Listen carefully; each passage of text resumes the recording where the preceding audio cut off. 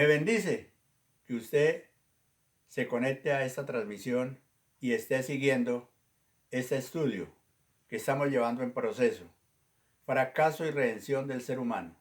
Aunque está preparado para discípulos nuevos, es para todas las personas que lo quieran ver.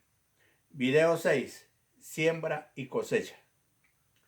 Los primeros frutos de la desobediencia se hacen notorios prontamente.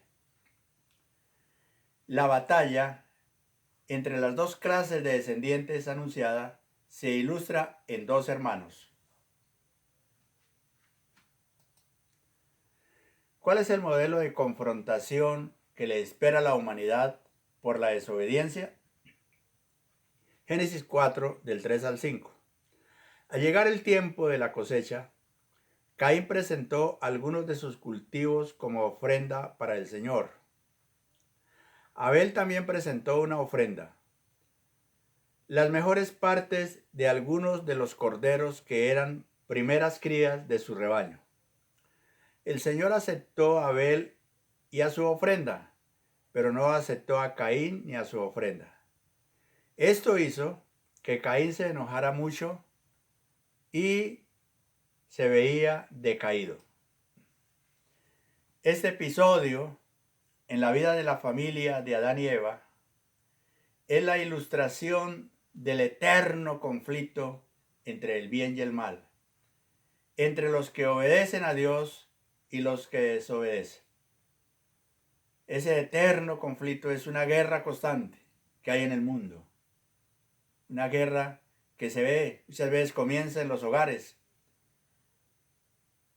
y la podemos ver también a nivel mundial. ¿Por qué? ¿Por qué digo que comienza en los hogares?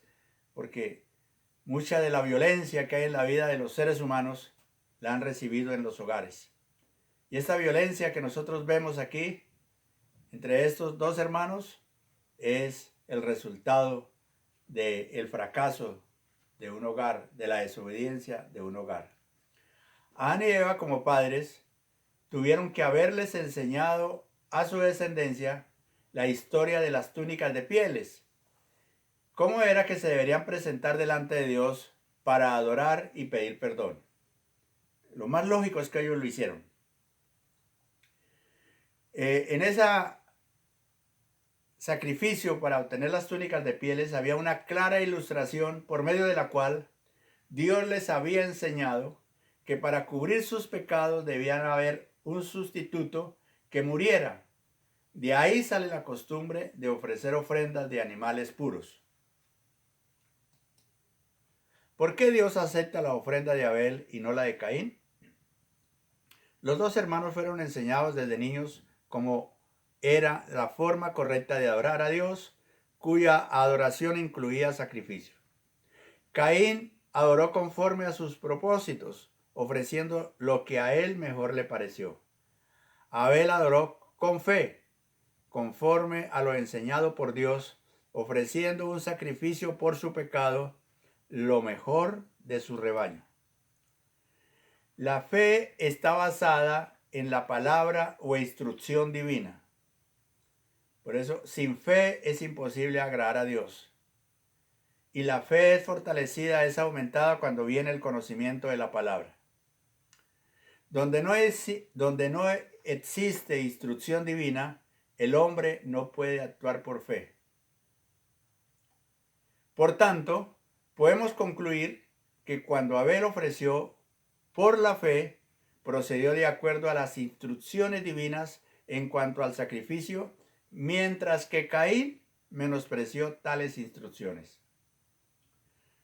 Lo enseñado por Dios con la ilustración de las túnicas de pieles era entendible para los que disponían su corazón.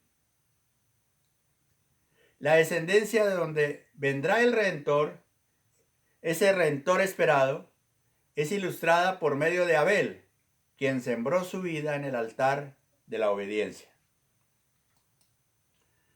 ¿Con la muerte de Abel se acabó la descendencia que obedece a Dios? Respuesta: no. Génesis 4, 25 al 26. Adán volvió a tener relaciones sexuales con su esposa y ella dio a luz otro hijo, el cual llamó Set, porque dijo: Dios me ha concedido otro hijo en lugar de Abel, a quien Caín mató. Cuando Set creció, tuvo un hijo y lo llamó Enos.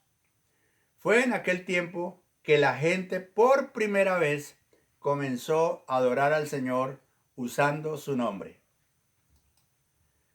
Como podemos observar, la descendencia de los que obedecen a Dios continuó con Set y su hijo Enos.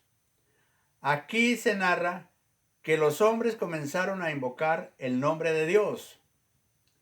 En nuestro análisis podemos entender que la desobediencia trajo tanta frialdad a los corazones que Dios ya no se nombraba.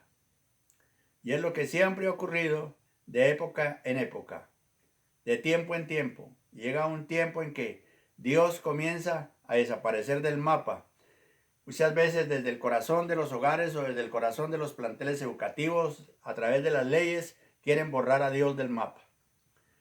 Pero la promesa de un redentor tenía que cumplirse algún día, y no vendría de una descendencia incrédula, sino creyente. A partir de Set y su hijo Enos, hay muchos que sembraron su vida para mantener viva esa descendencia de la mujer que daría como fruto un redentor. Vamos a hacer un espacio para responder a preguntas formuladas a estas alturas del tema que tenemos en proceso: fracaso y redención del ser humano. ¿Cuánto tiempo duró el hombre sin pecar? La narración bíblica no lo enseña. Es posible que muchos años, ya que podían comer del árbol de la vida. ¿Solo hasta después de pecar Adán y Eva tuvieron hijos?